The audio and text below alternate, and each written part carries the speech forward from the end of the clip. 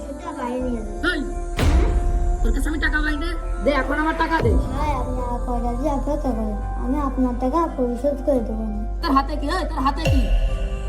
বাবা ভাই আমার মা খুব অসুস্থ, এজন্যই বাবা বাড়িতে মায়ের জন্য ওষুধ নিয়ে আসছে।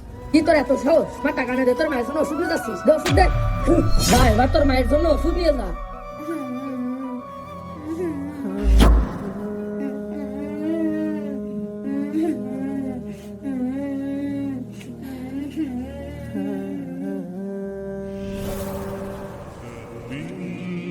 হে আল্লাহ, আমি এখন আমার মায়ের জন্য কিভাবে ওষুধ কিনবো?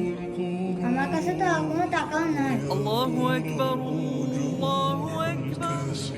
আজান তো দিয়ে দিল, যাই নামাজটা পড়ে আসি।